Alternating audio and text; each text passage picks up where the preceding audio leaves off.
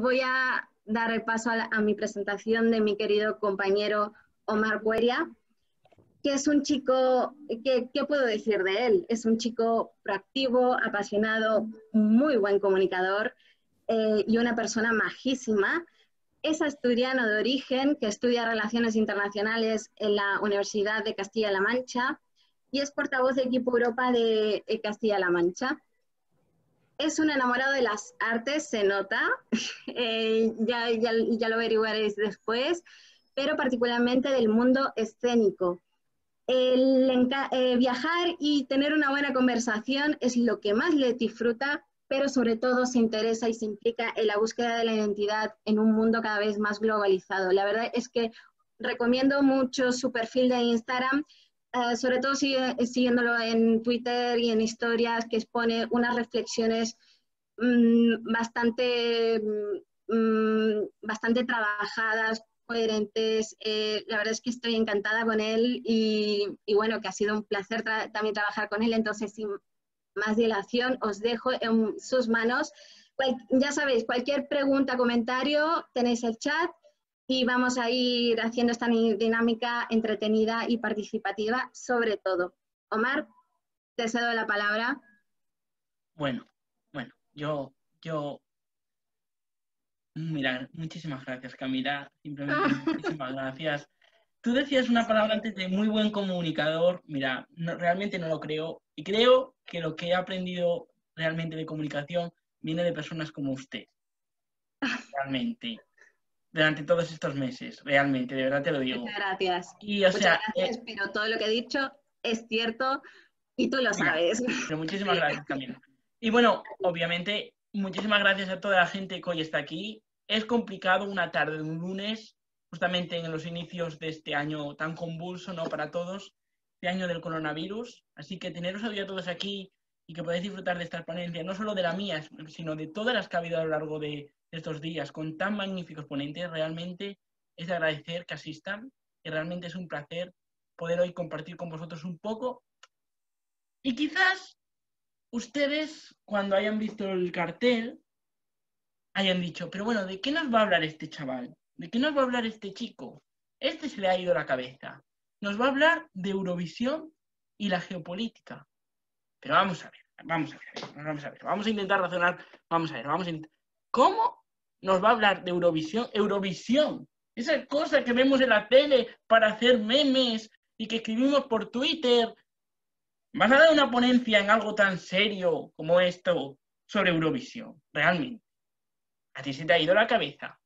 Y luego estarán los otros, los que dirán, mira Eurovisión, va a hablar de Eurovisión. Pues me voy a conectar, puede estar guay, porque a lo mejor, oye, cuenta algo gracioso.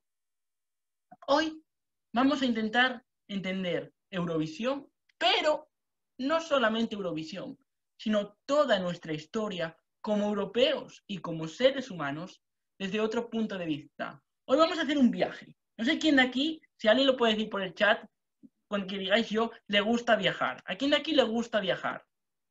¿Quién de aquí le gusta viajar? Yo. Ya veo esos yos. Bueno, yo también os digo que a mí me encanta viajar, como os digo. Y hoy vamos a hacer un viaje. Pero para empezar, creo que a todos, sí, no, sin lugar a dudas. Vamos a empezar un viaje en el tiempo. Nos vamos a ir hasta el año 1956. Anda, que no os lo pongo complicado. 64 años hace 64 años de esta fecha. O sea, un pequeño viaje en el tiempo. Pero vamos a irnos a ese año 1956, pero teniendo otra mente vista en el año 2020. En una situación en la que nos encontramos en medio de una pandemia, con un mundo dividido. Ahora mismo el mundo se pelea por una lucha por una vacuna, por una lucha por ser la nación, digamos así, que salga mejor dentro de lo malo de esta crisis del coronavirus. El mundo se encuentra ahora mismo cerrado por los propios países. Ahora mismo no hay unas relaciones entre países. Ahora mismo no podemos viajar a Francia, o sí podemos viajar a Francia, pero no podemos viajarnos a China, no podemos viajar. Y tampoco, ahora mismo con dificultades, esto lleva a que los propios seres humanos no nos podamos relacionar entre nosotros. Es decir, a que no podamos aprender el uno del otro. Pero vamos a ver, Omar, ¿tú aquí no venías a hablar de Eurovisión? Ya, pero hay un problema. Si yo ahora mismo como ser humano español, como habitante de España, no me puedo relacionar con una persona que es de Italia, que es de Francia, ya no me voy a ir mucho más lejos, ¿vale? Se ha producido un parón en un intercambio cultural. Pues imagínense ustedes si esto en 2020 lo sienten, imagínense vivir en el año 1956. Imagínense ustedes que en el año 1956 se encuentran con sus familias en sus casas y les llega un aparato recientemente renovado que es la radio. Ponen ustedes la radio en su casa, no la televisión. Luego hablaremos de la televisión. Y ustedes escuchan la radio. Cada uno en su país, en una Europa que venía de la Segunda Guerra Mundial, oiría algo en esa radio. Cada uno oiría algo distinto, lo que le quisieran contar en su propia casa, lo que los medios le quisieran contar. Y de repente, un grupo, digamos así, muy inteligente de personas, decidieron que era el momento de crear algo grande. Vieron en el poder de la radio y en una televisión que se estaba creando por aquel entonces, pero que aún no era muy popular, la idea de que una señal, una misma imagen, pudiese llegar a todas las televisiones de toda Europa. Claro, hoy en día yo abro el móvil y me voy a YouTube. Veo una misma imagen que una persona que vive en Italia, en Alemania o en China, en un mundo globalizado. Pero por aquel entonces, en una Europa destruida tras la Segunda Guerra Mundial, eso no existía. Nadie era capaz, si querías hacer una llamada, era muy complicado, por supuesto, pero no había una comunicación a través de la imagen o del sonido en el hogar de casa. Así que un grupo de personas de distintos países se reunieron en Ginebra y se reunieron con no sé si sabéis quién es la BBC, la televisión pública británica, en Ginebra, en Suiza, porque dijeron, vamos a ver, es hora de reconstruir Europa a través del poder de la imagen. Y crearon lo que es la Unión Europea de Radiodifusión. Y esto quiero explicaros que no tiene nada que ver con la Unión Europea. La idea de la Unión Europea de Radiodifusión es simplemente esa, crear una imagen que se pueda ver a toda Europa. Pero claro, si tú creas una imagen que se pueda ver a nivel de toda Europa, tienes que buscar algo, tu programa estrella. ¿Cómo tú puedes hacer que toda Europa se siente en el televisor al mismo tiempo? ¡Ostras! Oye, dijo un señor muy majo en la BBC, ¿y por qué no creamos un festival de la canción de Eurovisión? Tú estás loco. ¿Cómo vamos a crear un festival de canciones si no nos llevamos entre nosotros? ¿Cómo vamos a crear un...? Vamos a ver, a este se le ha ido la olla, a este se le ha ido la olla. Oye, pero mira, lo podemos hacer... Bueno, vale, y entonces, bueno, si hacemos esto, y es que ya tenemos una pelea, ¿dónde vamos a hacer el primer festival? Porque ningún país se lleva entre ellos, había una Unión Económica Europea del Acero, pero bueno, ningún país quería, si ganaba ya podía llegar a algún tipo de disputa. ¿Dónde podemos hacer el festival realmente? Y dijeron, en Suiza. ¿Y alguien de aquí del chat por qué cree que puede ser en Suiza? Y no me vale que es por el dinero negro, que eso ya es otro tema. ¿Alguien sabe por qué ha podido ser en Suiza? Muy correcto. Neutralidad de la Segunda Guerra Mundial. Suiza fue el primer lugar, la primera sede en el año 1956 donde se celebró el Festival de Eurovisión, concretamente en una ciudad que se llama Lugano, por entonces el Festival de la Chanson de Eurovisión, ¿vale? Para los franceses, porque ya era una época de mucha habla francesa, que el francés era el idioma de la diplomacia. Actualmente es el inglés, pero para aquel entonces era el francés, el idioma predominante. Y llegó aquel Eurovisión. Obviamente en aquel Eurovisión nadie lo vio por la televisión. Lo vieron muy pocos países. Participaron únicamente 6 países y la mayoría venían de la Unión Económica del Acero, exceptuando Suiza. Y dijeron, vamos a ver. Yo no voy a decir que en 1956 el festival estuviese comprado. Pero era un festival muy difícil, porque si la marca de Eurovisión se quería continuar, de algún modo u otro tenía que ganar un país que a nadie le pudiese afectar. que ganase. Porque si ganaba por entonces la Alemania Occidental, pues imaginaros vosotros. Si ganaba Luxemburgo, pues mira, caos igual. Si ganaba Reino Unido, pues caos igual. Porque, mira, que gane Suiza. Y Eurovisión 1957 se celebró en Suiza. No fue hasta 2010 que conocimos los resultados. Bueno, Mar, ¿y qué es? ¿Que vas a estar hablando todo el día de los años 50? Tranquilos, tranquilos, que yo voy a ir dando un paso en el tiempo, que no os voy a aburrir con el blanco y negro, que vamos, yo sé que lo que menos queréis venir aquí a haceros es aburriros. Pero llegaban los 50 y de repente aquella idea empezaba a funcionar. Una burguesía de la época, unas familias en su casa, llegaba la hora de la cena, se encendían la radio y escuchaban unas mismas ondas. ¡Ostras! Unas mismas ondas. Oye, ¿no puede ser esta la oportunidad perfecta? Digo yo, no sé. Para a través de distintas identidades, de distintos países, dar una imagen y un, digamos así, mensaje que a través de la comunicación cambie las ideas. Bueno, estos estaban cocinando, tal, empezó a cocinarse un poco y llegamos a 1958, el número de países empieza a crecer, 1900, la gente empieza a comprar televisores, el televisor llega a la vieja Europa y dicen, bueno, vamos a cambiar el sistema. Por aquel entonces había un sistema donde cada país podía presentar 2 canciones. Si saben ustedes que en la Eurovisión de hoy en día eso es imposible. Actualmente la Eurovisión de hoy en día, en el año 56 fueron 2 canciones, pero a partir de ese año ya ha pasado a ser una canción por país, ¿vale?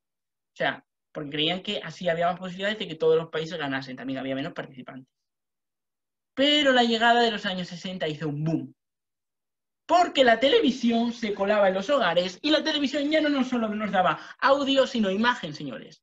Y la imagen se convertía en la oportunidad perfecta, la imagen que toda Europa vería. Y ahí llega el momento en el que una Europa que se empieza a pacificar por un lado, pero se encuentra dividida en 2 bandos.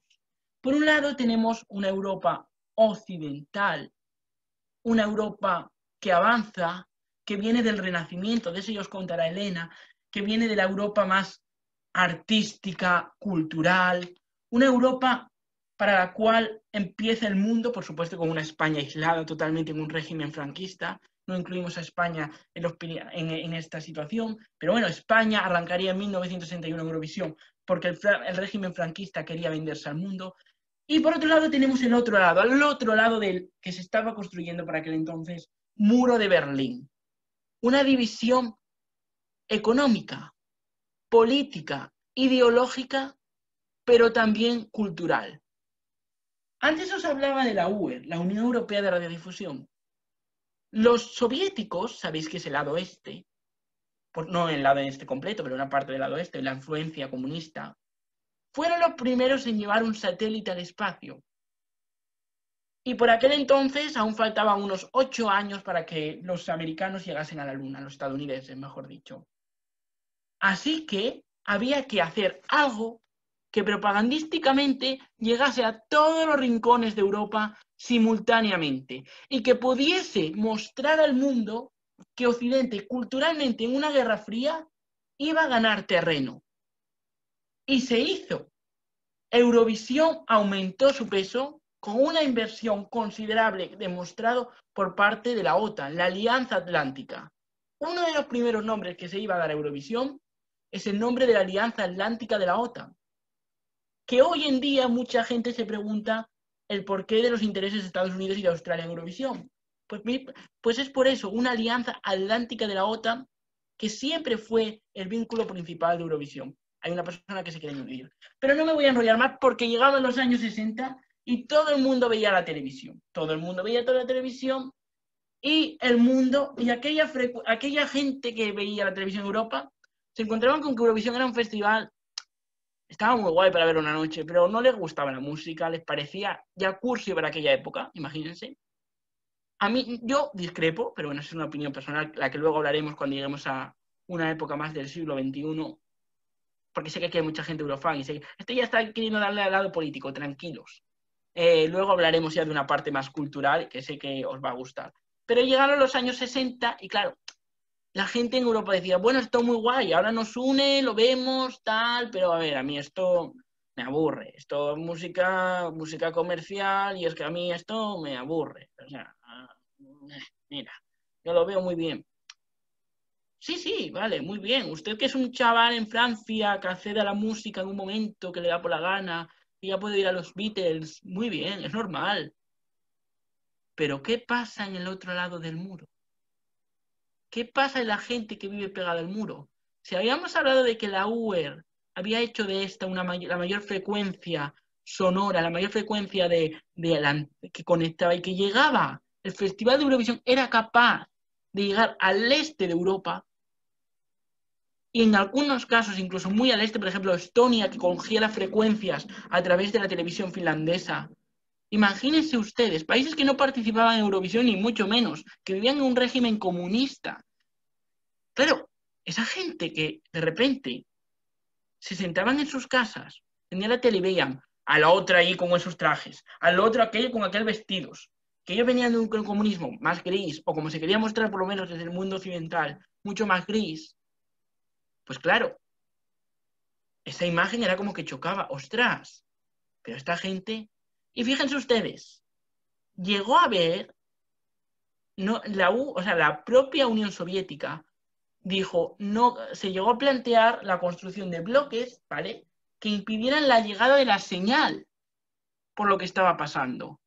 Porque tenían miedo que esto hiciese una incidencia, una injerencia en lo que era la Europa comunista, la Europa soviética de aquella época.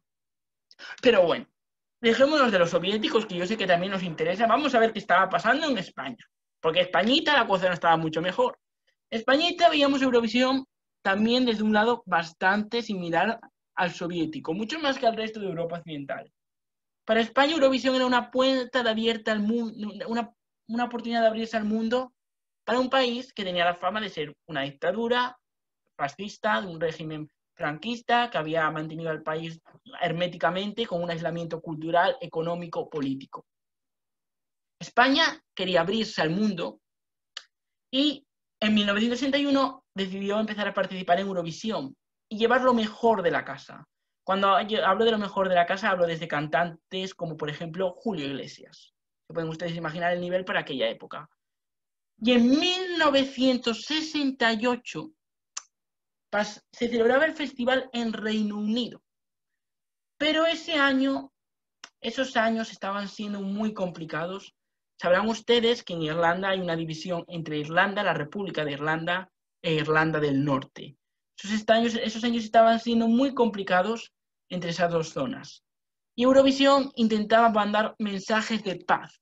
Muchos cantantes iban a Eurovisión. No voy a poner los casos concretos, más adelante os pondré, pero porque no quiero tampoco, ¿vale? Pero Eurovisión intentaba mandar en aquellos años 60 mensajes de paz, tranquilidad, en el eje occidental, perdón.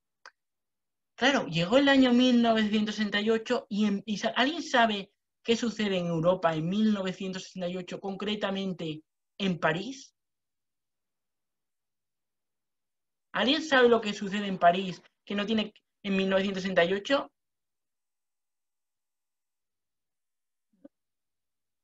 Estoy leyendo por ahí, el mayo del 68. Las revueltas estudiantiles del mayo del 68. 1968 es un año convulso para toda Europa. Revueltas estudiantiles en la capital gala empiezan a revolucionar Europa, pero también hay revoluciones en la Europa oriental, aquella de la que os había hablado, comunista, que se enfrentaba al bloque soviético.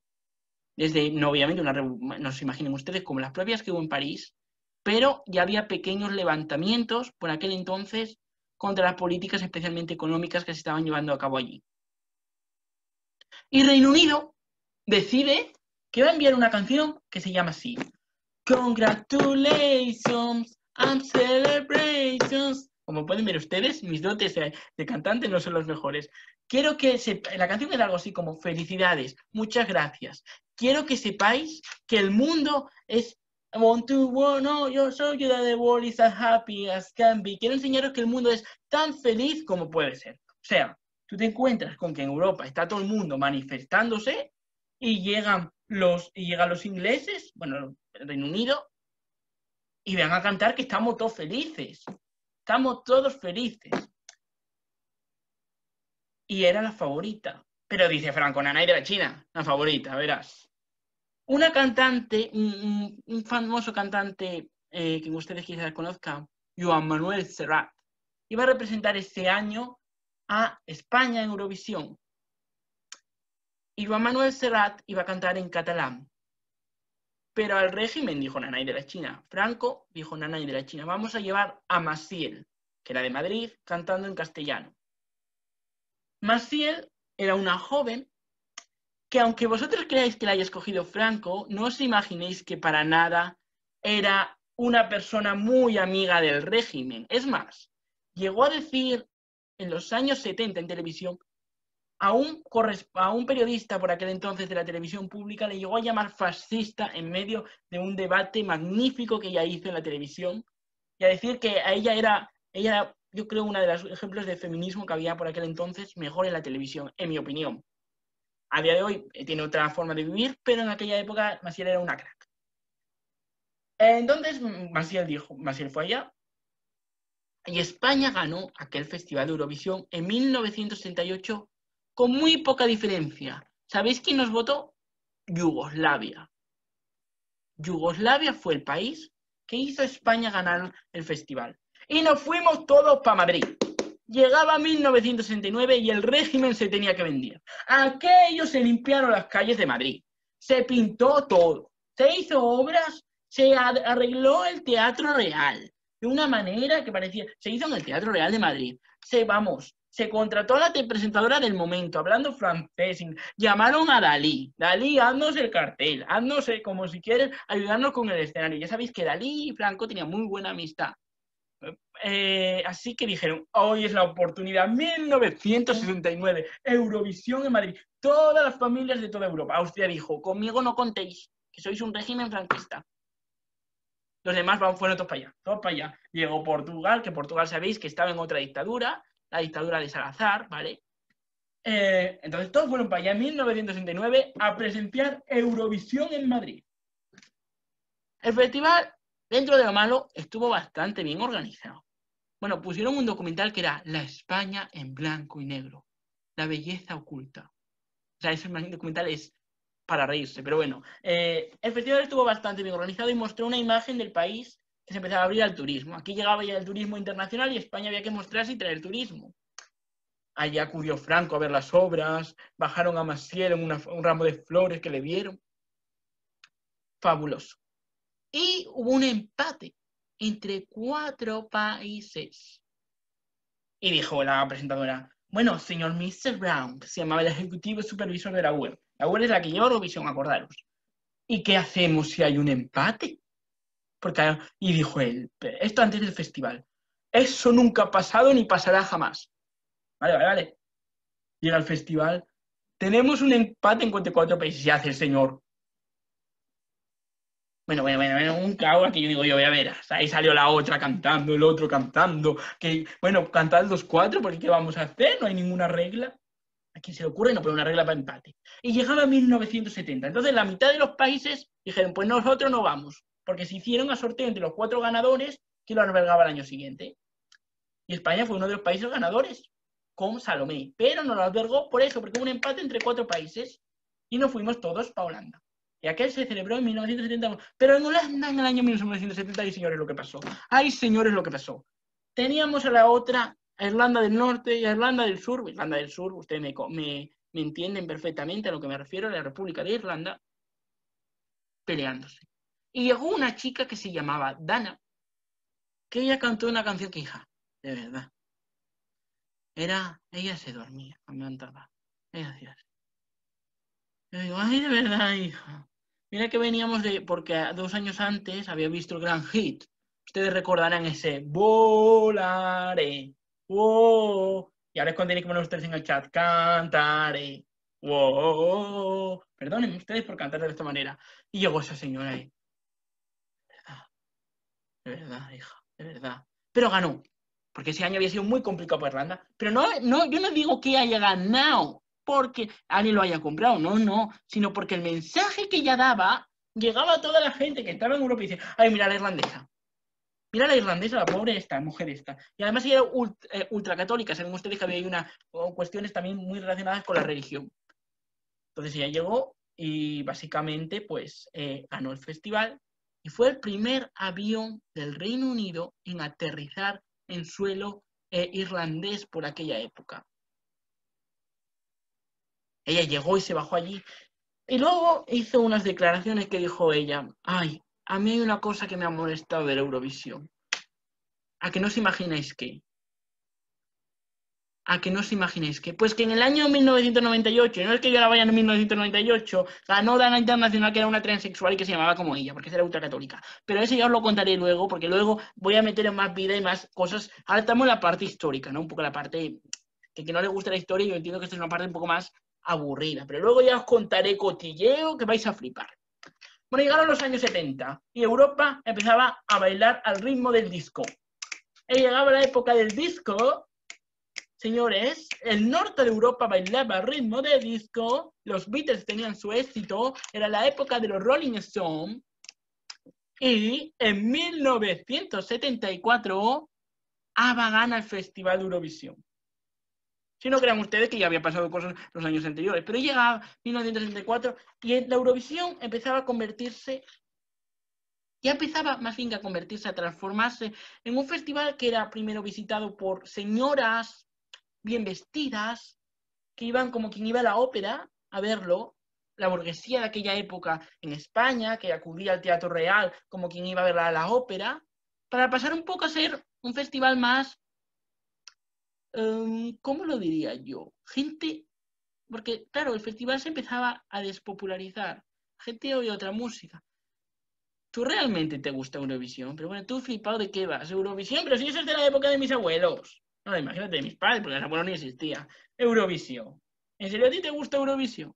Pero bueno, chaval. Y él, no, es que a mí me gusta Eurovisión porque veo las cosas como se votan entre ellos. Ah, mira, chaval, a mí no me cuentes cuentos. Tú tirando para casa que tú sabes lo que estás un poco flipado. Entonces llegaba la época de los 70, llegó ABBA. Y ABBA fue con una canción que, ¿quién sabe cómo se llama la canción de ABBA? A ver si lo sabe. No es Mamma Mía, no me sirve Mamma Mía. Voy a mirar el chat. Correcto, ya lo estoy leyendo por los comentarios. Aquella canción. Pero vamos a analizar esa letra de Waterloo. No, muy rápido. Waterloo, couldn't escape if I wanted to. Napoleon did surrender. Napoleón murió rodeado. Waterloo, couldn't escape if I wanted to. Bueno, Mari, ¿qué viene ahora Napoleón aquí? La semana antes se había producido el fallecimiento del presidente Pompidou en Francia. Pompidou es un presidente que quizás a lo mejor a algunos os suene, muy famoso, tiene un museo, bueno, seguramente por lo que más os suene sea por el museo que hay en París de arte moderno. No sé si alguno lo ha visitado. ¿Habéis visitado el museo? Centro Pompidou, así es exactamente, que es de los tubos, como digo yo, de los tubos. Por fuera, sí. Está ahí cerca de en la zona de escena, que además tenéis muy cerca el ayuntamiento también de París. Y pues llegó ese año de explosión de ABBA. ABBA gana, pero es que a ABBA ya no gustaba a esas señoras, bueno, distintas, que le gustaban otros gustos de ir a la ópera, que también a mí me encanta ir a la ópera, pero esas señoras que ya saben ustedes, iban a la Eurovisión, bien vestidas, como Eurovisión empezaba a ser para otro público. Y algunos decían que era para otro público más rancio, más...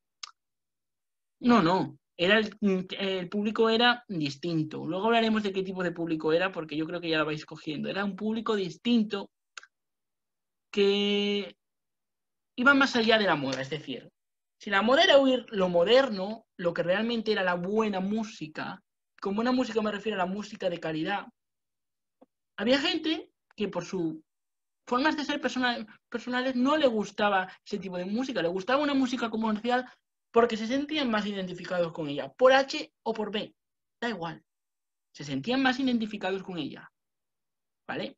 Bueno, pues en 1974 pasa otra cosa.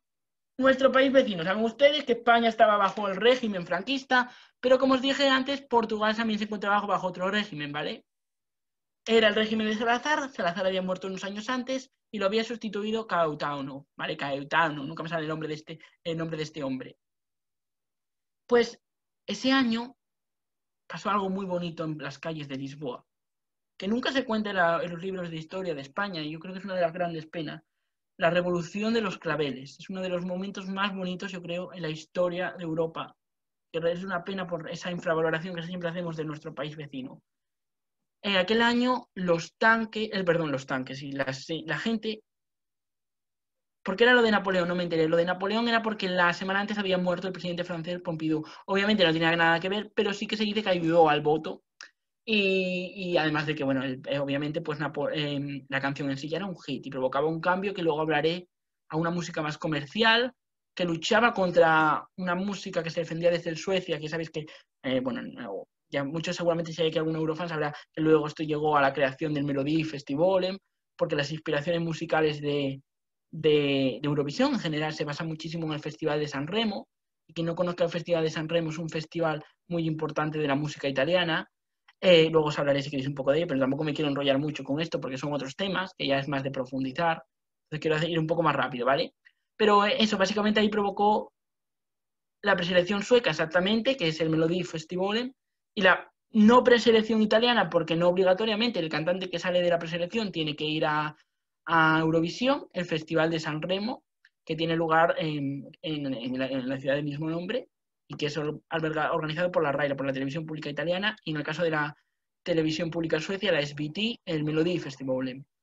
Perdón por el sueco si no lo he pronunciado correctamente, y que me perdonen algunos libros suecos que todos conocemos. Bueno, llegó en 1974, volvemos a Portugal. Se produce en Portugal la Revolución de los Claveles, un mito, uno de los momentos más bonitos de la historia de Europa, cuando los militares cogen una rosa por una persona que había salido a fumarse a fumar, que les da una rosa a ver qué estaba pasando, y las calles de Lisboa se llenan de tanques y de rosas pidiendo democracia. Pero para que se pudiese salir a la calle sin miedo aquella noche, sonó primero una canción, se llama El Despois do Adeus. Sé que muchos estaréis pensando en el Grândola Vilamoreina, pero el Despois do Adeus había representado a Portugal en Eurovisión ese año, y nadie se imaginaba que una canción que había ido a Eurovisión iba a provocar una revolución. Porque, a ver, vamos a ver, como pensando, si tenéis que hacer una revolución, pues, oye, está guay porque pones una canción que sea del régimen, que nadie iba a pensar, los militares que estaban por ahí no iban a pensar que iba a ser para una revolución democrática, porque había representado a una dictadura en Eurovisión, que era Eurovisión. Pusieron aquel Despois do Adeus, la gente salió a las calles y posteriormente sonaría aquel mítico Grândola Vilamoreina, que poco tiene ya que ver con Eurovisión, pero previamente fue aquel Despois do Adeus. Perdonadme por mi portugués, perdone si hay aquí algún luso, pero realmente fue fascinante. Y llegaban los años 70 y para aquella gente que vivía en el este, del que tanto antes hablamos, había que hacer algo. El régimen comunista ya no era capaz de llevar. Aquellas frecuencias que llegaban, mientras en Europa occidental la gente ya pasaba de Eurovisión, incluso ya la propia España, que empezaba a entrar en democracia, empezaba a caer. Algunos ya habláis de que por aquella época llegaba algún mito malo, desgraciadamente, del festival. Veo que tengo algún comentario en el chat. Grândola Vilamorena, ahí está. Básicamente cuando llegaban los años 70 y se decidió crear un festival en el bloque soviético. Primero ese festival se llamó el Pop Shop de Polonia, y luego el Intervisión de aquella época en la zona comunista. Primero fue un festival súper aburrido, pero era súper aburrido. No porque fuese comunista, que justamente era lo que se quería decir, ¿no? Que el occidente era lo bueno, era lo enriquecedor culturalmente, era un poco un sistema de prever el capitalismo, ¿no? Luego en el bloque comunista, claro, era una forma de, bueno, pues hacemos esto para nosotros, para que la gente no vea lo otro, Bueno, no tuvo éxito el festival soviético, no me voy a meter en los motivos, cuestiones también de las propias marchas en Polonia, que era donde tenía muchas veces lugar la ciudad sede, y el festival no tuvo mucho éxito. Así que fue ya una vez que pasaron los años 70 y tal, ya la gente dijo, mira, en el este yo quiero ver Eurovisión. Mientras en Occidente llegaban los 80, nos preparábamos para los 80, por supuesto, con canciones, por ejemplo, que a Italia llevó una canción que se llama Sí, que digamos, te digo, bueno, ¿qué pasa con que la canción se llame Sí? Cariños, a la semana siguiente había un referéndum sobre el aborto. ¿Que era sí o no? Y la RAI dijo que no emitía su propia canción. Yo no sé eso, ¿a quién se le ocurre? ¿A quién se le ocurre? Pero llegaban los años 80 y la gente y empezaba en España se democratizaba, empezaba a democratizarse, llegaba la movida madrileña, éramos todos happy pirulis, ya éramos europeos, bueno, no todavía, pero bueno, estábamos a punto de ser europeos, estábamos en fase de ser europeos, llegaban los 80 y Eurovisión se tenía que expandir. Así que dijeron, bueno, señores, ¿a quién podemos llamar? ¿A quién podemos llamar? Esto ya ha sido unos años antes, bueno, pero para que os voy a explicaros un poquitito el motivo. ¿Quién podemos llamar? ¿Quién es nuestro mejor amigo? Ahí por Oriente Medio. ¿Quién es ese? A ver si alguien lo sabe decir el nombre. ¿Quién es ese estado ahí que tenemos? Obviamente, por cuestiones históricas también lo ha pasado muy mal, todos lo sabemos. Pero ¿cuál es ese estado que tenemos ahí que controlamos también en Oriente Medio? ¿Alguien lo sabe decir? Empieza por I. Empieza por I. Israel, lo estoy leyendo por ahí. Israel. Así es. Bueno, Israel llevó temazos a Eurovisión, pero cuando digo temazos es de verdad de aquella época muy buenos temas. Aquel mítico Aleluya. Y mira, vosotros, madre, eso es aburridísimo. Bueno, luego os contaré porque esa canción a mí me encanta y me parece que es de oír, ese canción. Ese Aleluya. Bueno, Israel nos robó una victoria a España. Bueno, no nos robamos, la robamos nosotros a nosotros mismos. 1979, España estuvo a punto de ganar Eurovisión. Nos robó el premio con nuestros votos. Bueno, espera, vaya manera de hacerme spoiler, pero bueno, ya lo contó usted, Marina. Nos robó el premio con nuestros votos, chavales. Claro, antes de la festival se decidía. Sí, luego hablamos de los israelíes, que si no, pero estabais hablando de que había pasado aquel año, que era que nosotros íbamos con una bellísima Betty Mesiego, que llevaba ahí unos niños maravillosos, pero claro, ahí España llegó y España dijo, my points go to Israel. Y aquello era que España nos lo quitamos la victoria a nosotros mismos. Los votos se decidían antes, no es que haya pasado nada ni que nadie haya cambiado la votación, no, es que los votos se decidían antes, ¿vale? Se enviaban antes y ya estaba cerrado y tú no podías cambiar tus propios votos porque a ti te compensase más. Pero claro, lo que notamos aquí, ahora yo quiero que dejemos un momentito vamos a parar aquí. A mí hay una cosa que me fascina de Eurovisión, que son las votaciones. Es decir, este tío va a hablar de la geopolítica, de la votación. No. Ese momento en el que una persona sale y dice, congratulations for your amazing show. Here are the points of the Spanish jury. Ese momento en el que una persona dice, felicidades en cualquier idioma. Ese momento tan diplomático. Ese momento de tanta pasión, de dar los puntos, de felicitar por el espectáculo. Ese momento es pura diplomacia, es pura decirte, a mí me caes bien, a mí no me caes bien, es puro multilateralismo. Ese momento es relacionarte, a mí me caes bien, a mí me caes mal, telenovela, pasión. A mí yo me parece digno, pero digno de analizar y de la historia de Europa, de verdad.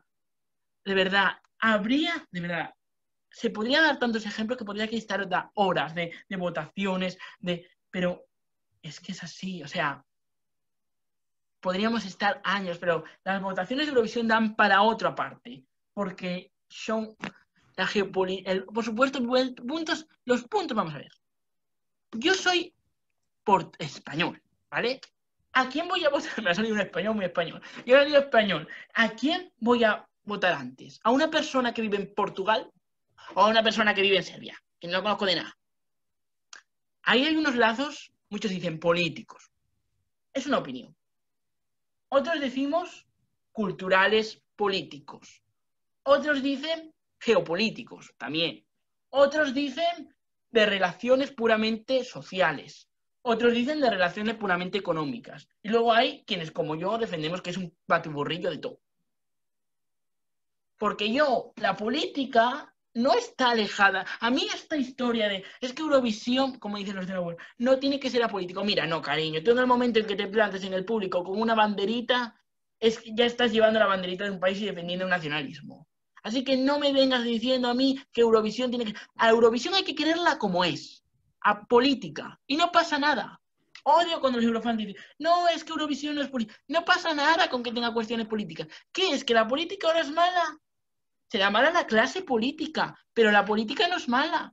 La política y que el arte y que la música de un nivel u otro, de calidad u otro, vaya relacionada con la política, no pasa nada. Y no nos podemos avergonzar.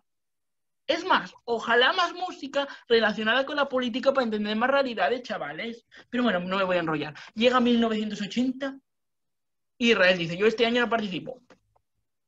¿Por qué? Porque se habían retirado porque no tenían dinero para albergar, porque tenían problemas con los palestinos y ese año no quisieron albergar el festival y fue para Reino Unido. Una de las pocas veces. Entonces dice Marruecos, es mi oportunidad. Es mi oportunidad. Es mi oportunidad para participar. Bueno, llevaron allí una canción muy preciosa. A mí me encanta. Mandado por su majestad el rey de Marruecos. Dijo, va usted para allá, canta usted allá.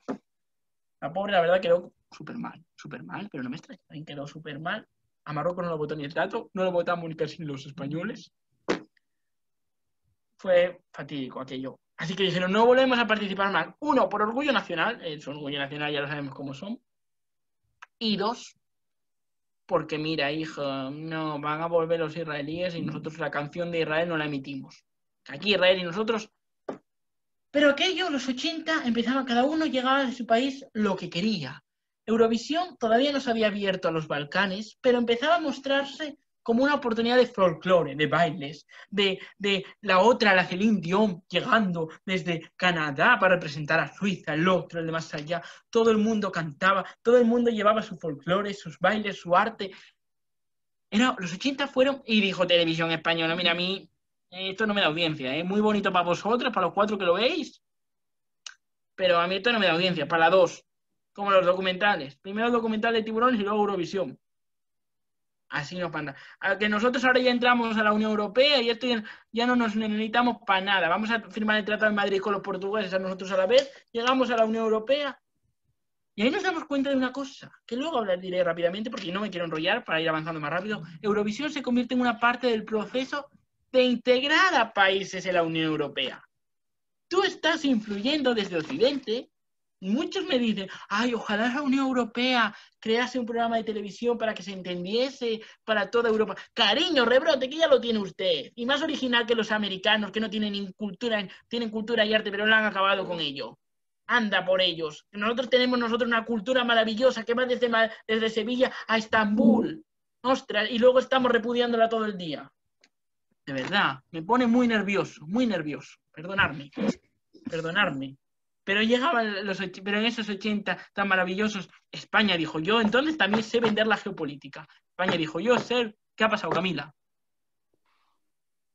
Vale, no ha pasado nada.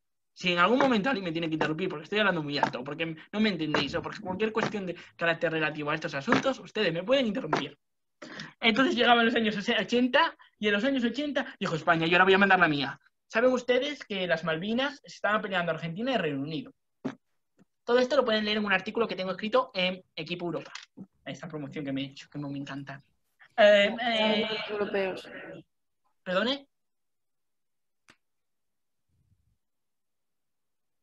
Bueno, vale, no sé, no ha pasado nada. Llegaba a España, entonces llegó y dijo, bueno, pues voy a mandar un tango a Reino Unido cuando el festival tenía lugar en Reino Unido, en plena guerra con las Malvinas en Argentina. Y España llevó un tango. Un tango. ¿Y qué pasa con que lleve un tango? ¿Quién sabe cuál es el baile típico de Argentina? El tango. Muy bien, muchas gracias, Juan. Enhorabuena. No, es que te digo una quiero amor. El tango, sí, sería el tango. Pues así fue. Pero fijaros en la imagen, ¿no? Eso no es político. Porque ¿en dónde se ha dicho que yo no pueda llevar un tango? Yo puedo llevar un tango. ¿Y a mí qué me quita de llevar un tango a Reino Unido porque tú estés en guerra con Argentina? ¿Creéis que eso tiene un mensaje o no? ¿Eso es político o no? Pero al final, si a mí me gusta el tango, yo lo voy a votar. Y habrá quien diga, no, es que eso es política. Y luego estoy yo que digo, bueno, pues eso es política, cultura y geopolítica, cultura y identidades mezcladas. Luego hablaré de identidades. Pero no me quiero enrollar mucho porque podríamos poner 1000 ejemplos. Sabrán seguramente muchos de los que están aquí algunos y otros que no sabréis ninguno, no pasa nada. Eso lo pueden ustedes investigar por su cuenta. Lo importante es que pensemos que acaban los 80. Acaban los 80, eran modernos, los españoles pasábamos de Eurovisión, los europeos pasaban de Eurovisión, en la Europa Oriental lo veían a escondidas, señores, veían a escondidas Eurovisión, ellos se encendían en su casa, les llegaba la frecuencia, el otro programa que habían creado, votaban encendiendo las luces de las habitaciones, fijaros cómo era el otro soviético, porque no había frecuencia sobre todo de señal para enviar, todavía no había por aquel entonces tampoco Eurovisión y televoto, pero ya se usaba allí una especie de televoto en el bloque soviético para intentar dar el voto, porque ya sabéis que Eurovisión, el televoto llegó mucho después, llegó ya al final de los años 90. Y llegaban los años 90. Los años 90, los años 80 habían sido ese último año para el bloque oriental, y en 1989 cae el muro. Cambia el mundo tal y como lo conocemos. Cae el muro de Berlín. Todo el mundo va a cantar la caída del muro de Berlín provocó que nos diésemos cuenta que Europa no acababa en Berlín. Por un lado, en Occidente tampoco nos dábamos cuenta todavía, pero bueno. Eso provocó una desintegración de los países de la URSS, de un modo u otro, pero en los años 90 provocó una guerra catastrófica, inmensa, difícil de entender todavía desde el lado de la propia ONU, desde la propia OTAN, como era la guerra de los Balcanes. La guerra de Yugoslavia, que no es lo mismo los Balcanes que Yugoslavia, pero bueno, la guerra de concretamente lo que era la antigua Yugoslavia, que durante muchísimos años había participado en Eurovisión, se había mantenido unificado bajo el poder de Tito. Tito era el dictador de Yugoslavia.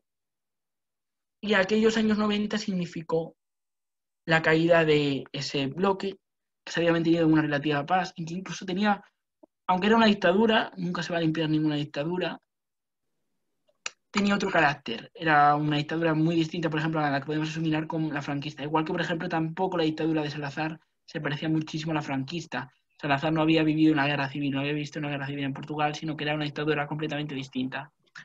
Yugoslavia se desintegraba y la gente se empezaba a dar cuenta que cuando se te desintegra tu país, tú lo que necesitas es buscar tu identidad como persona. Porque ya no te sirve aquella protección que tenías, identitaria. Ahora necesitas otro tipo de protección. Y Eurovisión era la herramienta simplemente para pedir ayuda. Así que en 1993, Bosnia, siendo un país en guerra, y habiendo estado 2 años antes de que empezase la guerra, que tuvo lugar el festival en Croacia, cuando todavía era Yugoslavia 2 años antes, en 1900, bueno, había tenido también lugar en Italia, pues en San Remo, tal, y tampoco se había podido celebrar ya por los primeros datos de la guerra, pero en 1993, con el asedio de Sarajevo, la que por aquel entonces era, bueno, según como lo mires, ya zona de Bosnia, que estaba dividido por un conflicto religioso, étnico, cultural, de una búsqueda de la identidad, llegó unos cantantes de un grupo, decidieron salir de Sarajevo bajo un asedio que rodeaba toda la ciudad, el asedio serbio, por parte de Serbia, y fueron a Irlanda, porque en los años 90 Irlanda fue la gran, sabrán los eurofans, hay alguno aquí, el país que más victorias ha tenido en la historia de Eurovisión. En los años 90 Irlanda arrasó. Y en el año 1993 Bosnia pidió ayuda a Europa. Y Europa le contestó, no me quiero equivocar ahora mismo, pero con un antepenúltimo lugar. Ese momento suenan las votaciones intentando conectar con Sarajevo durante todo el día.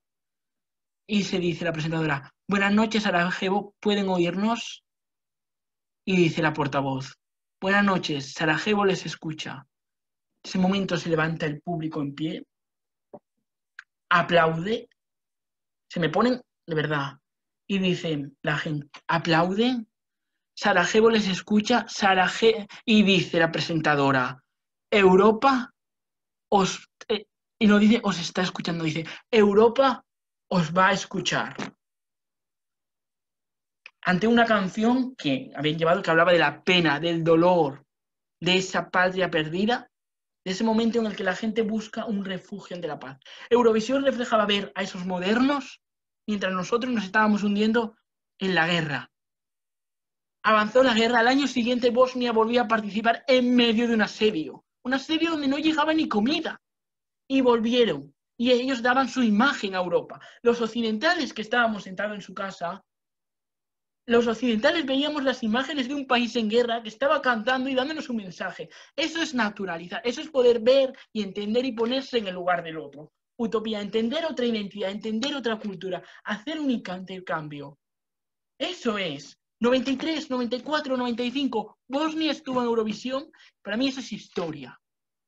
Porque estuvieron allí cantando, diciendo que no queremos la guerra, que queremos ser europeos, que queremos ser como vosotros, o serlo con nuestra propia cultura sin que os metáis, pero serlo con nuestra propia cultura, con nuestra forma propia de ver la vida. Y acabó la guerra, ese conflicto en 1999 con una intervención de la OTAN. Cuando había visto un genocidio en Srebrenica inmenso, en el 1999 llegó la OTAN, intervino con la cuestión que ha llevado ahora a Kosovo, y Eurovisión, todos salieron ahí a cantar, para mí otro momento histórico, aquel aleluya que os había contado yo de 1979 de Israel, y justamente en ese año, cuando acabe la época de los 90, llega la paz, aquellas identidades culturales nacionales se desintegran, y aquel año llega ese momento en la que dice Eurovisión sale del armario. ¿Por qué? Porque si había sido un lugar de refugio, si había sido un lugar que la gente había olvidado, porque era un festival de música cursi, reconocido por la gente en toda Europa, pues había algunos, aparte de los que estaban en el bloque oriental, que se intentaban ver en ellos, y Eurovisión llegaba el momento llegaba la globalización, llegaba ese mundo global donde todos teníamos que ser modernos, y llegaba el momento de que la identidad nacional no era la única, sino ahora la que contaba era una identidad global, maravillosa para mucha gente, por supuesto, que pudo expresarse con la primera transexual en ganar en Israel. También es cuestionado porque haya sido israelí, luego eso se puede abrir otro debate, por supuesto. Una transexual en ganar en Jerusalén, chavales. La primera transexual en ganar un concurso en Jerusalén, ¡tela! En 1998 ganó el Festival de Eurovisión con la canción Diva, Dana Internacional, muchos de aquí la conoceréis. Se convirtió en un reclamo, y llegó a España de visita al año siguiente y le dijo en un programa, mucho antes de que llegase la Veneno y todas esas transexuales que hoy en día son conocidas, y dijo, yo aquí soy transexual. Y eso ante el público español, que todavía éramos muy modernos, obviamente, ayer eran los años 90 en España, pero pero para aquello todavía, para la época, pero imaginaros que os estoy diciendo que los países del este, lo estaban viendo, chavales. Estaban viendo a una transexual ganar Eurovisión. Países que habían vivido bajo una dictadura hasta el año anterior. Y de repente ven a una transexual ganar el festival. Y dirás, bueno, esto es poco importante. Pues lo será para ti, que habrás visto en 1000 personas que te expresan tu identidad y que te ayudan a sentirte bien. Pero a lo mejor para un chaval que ha estado toda su vida en una dictadura y que le han dicho que si vas más allá de los 4 valores nacionales no eres nadie, a lo mejor para ese chaval sí es importante. No solo será para ti, muy bien, me alegro mucho. Me alegro mucho, pero un chaval que venga de una guerra, que de repente vea en su televisor a una transexual ganando, anda, ¿no? Pues eso a mí me parece moderno. Podremos hablar de si a nivel musical, eso ya lo dirá Elena, que seguramente hablará de otro tipo de arte, que a mí me parece maravilloso y que también, porque quien ve Eurovisión, ojo, también entiende un Picasso. Y también escucha Mozart. Aquí, porque a mí así que no confundamos lo uno con lo otro. Ganó Donald Trump, sí. Ganó de la internacional el festival y aquí llegó el momento del televoto. Eran los europeos quienes desde su casa tendrían que decidir, no sé qué hora es, vale, no quiero enrollarme mucho para que podáis hacer preguntas, porque bueno, tampoco quiero enrollarme mucho, así que nada, en 10 minutos os dejaré hacerme preguntas, porque voy a contar un poco al final para que lo entendáis, porque yo creo que más o menos llevamos reflexionando. Llegó los años 2000 y claro, llegó el televoto y dicen, y ustedes habrán oído muchas veces esta frase de, es que siempre ganan los del este, es que siempre ganan los de siempre, los vecinos que se votan entre ellos. Vale, chaval, pero es que tú has abandonado el festival. Ellos han llegado y claro que lo viven, ¿cómo no lo van a vivir? ¿Cómo no lo van a vivir? Pero no los del este, sino también los del norte de Europa. Quien vaya a Suecia aquí, es que Suecia lo vive, es que en el norte lo viven de Europa. Váyanse ustedes de Erasmus, que yo no he ido, no sé por qué lo digo, parezco un profesor cabreado. Parezco un profesor mío de este año de carrera, que parezco un profesor mío de... Váyanse ustedes, no, vayámonos todos de Erasmus, que hay que ir de Erasmus, y a pasárnoslo bien, y a divertirnos, y a conocer italianos, que eso sí también movilidad, eso también es Europa, Está muy guay la Europa de la Comisión, del Parlamento, que ayer lo hablaron, sobre todo del Tribunal de Cuentas, que me encanta, es Europa, la Europa institucional, burocrática, de política, pero la Europa también es hablar con un italiano, hablar con un croata, hablar con un serbio, que Europa no acaba en Alemania, lo diré 1000 veces, que hay europeos en Grecia, que hay europeos, que los turcos también son europeos, de otra forma u otra no los querremos integrar o no, porque tendremos unos criterios propios. Pero bueno, eso ya es para otro debate, para otro tema que no me voy a meter ahora. Llegaba Turquía al festival, llegaban toda la zona, llegaba Serbia, que Serbia estuvo aislada, llegaba, los bosnios estuvieron en una época un poco, llegaba Croacia, y estábamos todos, toda la familia, Eslovenia, que había sido el primer país en el que menos había sufrido la guerra de los Balcanes, estábamos todos. Y a mí me parece súper democrático el televoto. La gente se vota. ¿Y tú a quién vas a votar antes? Tú de verdad, si eres serbio, ¿quién vas a votar antes? Bueno, Serbia es un país un poco complicado para poner, porque lo de los serbios es aparte. Pero tú si eres francés, ¿a quién vas a votar antes? ¿A un belga o a un serbio? A un belga. Pues no tienes al lado. Bueno, hablaremos otro día de Bélgica, porque Bélgica como estado es un desastre. Bélgica tuvieron que meter una canción en un propio idioma, que fue uno de sus grandes éxitos, fue una canción en un idioma inventado en el año 2003. Que mandaron a una gallega a representarles, entre otros, era un grupo, pero les mandaron a una gallega. Bueno, ya sabrán ustedes. Entonces, ahí llegó el momento de que cada país tuviese su momento de identidad nacional, de descubrirse, igual que las personas. Podemos poner 1000 ejemplos, podemos poner Ucrania con la revolución, no con la revolución que están ustedes pensando de Euromaidán, la revolución naranja en las calles de Kiev. Podemos poner a Grecia, que sigue teniendo ese conflicto con Turquía, que también podemos poner las votaciones de Grecia. Pueden poner ustedes ejemplos, Grecia y Chipre. Pero al final, cada país hablaba. Durante 3 minutos, cada país daba su voz a la gente. Y cada uno se podía expresar. Y eso es libertad.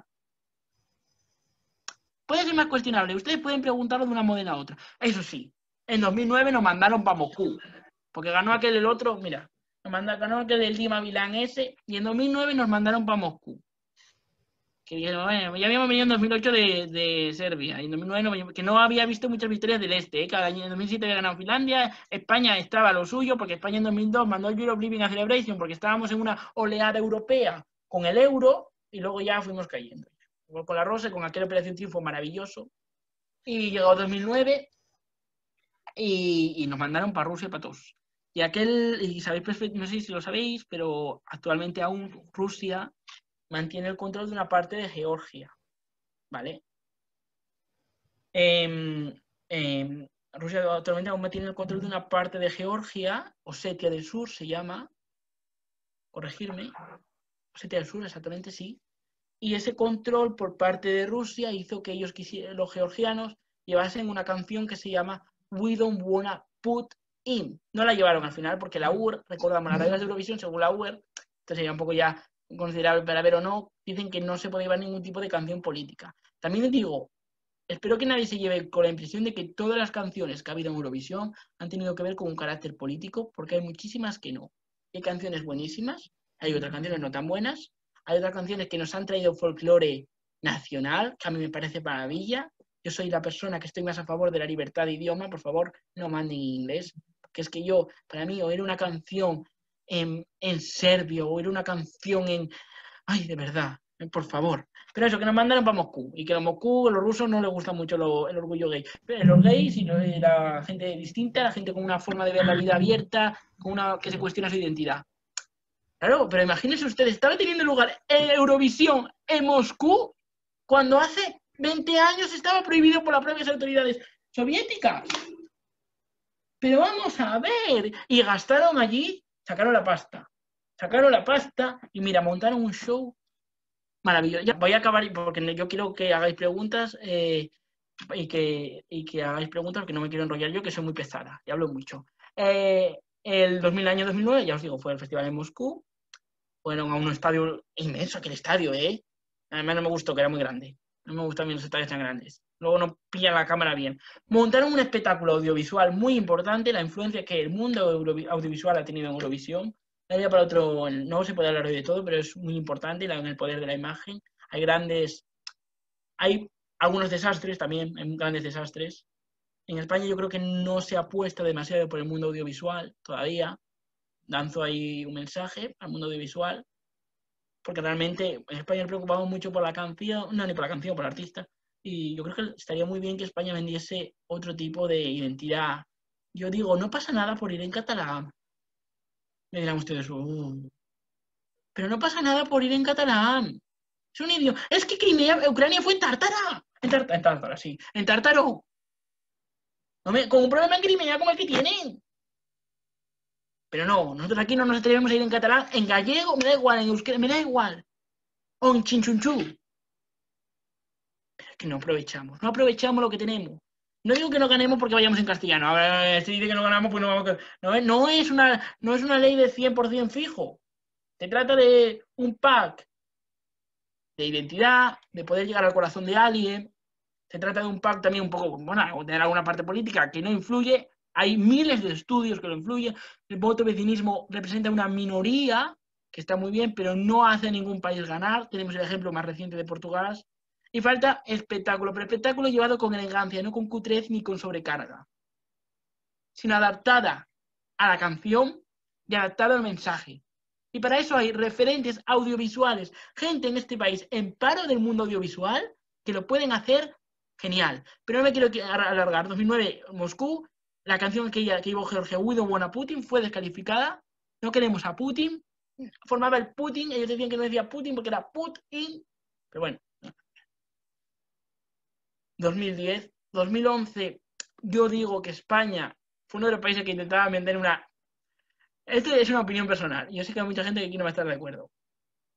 Pero en el año 2008 yo siempre digo que España llevaba el... Ahora que me quiten lo bailado, que lo veíamos venir. Pero bueno, nos dieron los 12 puntos Francia aquel año, y bien que vino con aquella Lucía Pérez, que maravillosamente bien cantó sobre aquel escenario, de verdad. Una tía que no tiene una canción adaptada para ella, pero con una tía que se merecía muchísimo más que esa canción que le mandó aquel Boris Izaguirre, que bueno, esto ya da para otros debates de las cuestiones internas de televisión española. Si hay algún eurofan aquí, un día las podemos analizar de otra manera. Llegaba el año 2012 y nos fuimos para Azerbaiyán. Bueno, aquellos. El Cáucaso. Metieron petrodólares. Bueno. Limpiaron Bakú. Eso sí, el resto del país no, la capital. Azerbaiyán, liaron ahí. Bueno, yo eso ya hablo en otro artículo. No voy a hablar mucho de lo de Azerbaiyán, porque no me hagáis a mí hablar de Azerbaiyán, porque a mí Eurovisión me encanta, que se celebre todos los años. Y ahora hay mucha gente que dice, no se tenía que haber celebrado en Israel, no se tenía que haber celebrado en Israel. Coño, cuando lo de Azerbaiyán nadie se acordaba. Que, ojo, con mi respeto a los palestinos, el pueblo palestino. Pero cuando lo de Azerbaiyán nadie decía nada. ¿Pero por qué? ¿Por qué tienen petróleo, Cari? Y nos lo traen. Ahí callamos todos. Callamos todo Azerbaiyán. Pues mira, no. Yo estoy en contra de que no se celebre Eurovisión ahí. No, Eurovisión que se celebre donde se celebre. Porque si no hubiese sido por Eurovisión, ni el tato hubiéramos sabido ubicar en el mapa Azerbaiyán, Cari. Ni el tato. Entonces, si tú no sabes ubicar algo en el mapa, no vas a poder hablar de eso. Y llegó ese momento, ya os lo digo, Eurovisión ahora es un referente para el mundo LGTBI, para encontrar la identidad, sobre todo esa Europa oriental que sigue viendo Eurovisión desde un modo, muchas veces, lo decía el otro día Orban, no queremos participar en Eurovisión porque es un programa meramente gay. Llegó el 2015, llegó Conchita Wurst, volvió a gritar al cielo. Desde el mundo occidental, desde la perspectiva occidental, que también puede haber otro debate, si debemos influir o no, pero Conchita Wurst gritó otra vez ese Rise Like a Phoenix, renacer como un fénix, a una Europa cansada, triste, que había perdido valores, solamente centrada en un capitalismo que miraba a Estados Unidos sin entender su historia. Conchita dijo, renazcamos, seamos diversos. Podemos hablar de Jamala, sus cuestiones con Ucrania, de Rusia, me da igual, pero también hubo Poligenova ese año, que también fue maravillosa. Todos los países han llevado.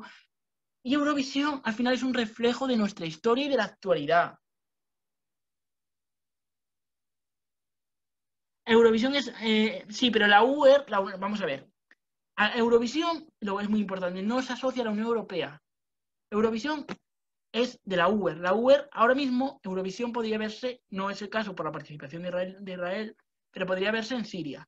Y a mí me parece maravilloso porque Eurovisión lo que intenta hacer es un enlace desde la UER, yo creo, es mi opinión, para luego que esos países se puedan adaptar a un mundo occidental o algunos de ellos a una posible integración en la Unión Europea o también ayudarles a través de otros mecanismos X. Digamos así, una política de vecindad, que se llaman los que seguramente conozcan mejor los que son más expertos en la web, lo que es la política de vecindad. Pero eso será para otro tema. Al final, la Eurovisión del 2020 se ha quedado en silencio, como una Europa que se ha quedado en silencio. Y de Eurovisión, cada uno tiene su opinión, todas son bienvenidas.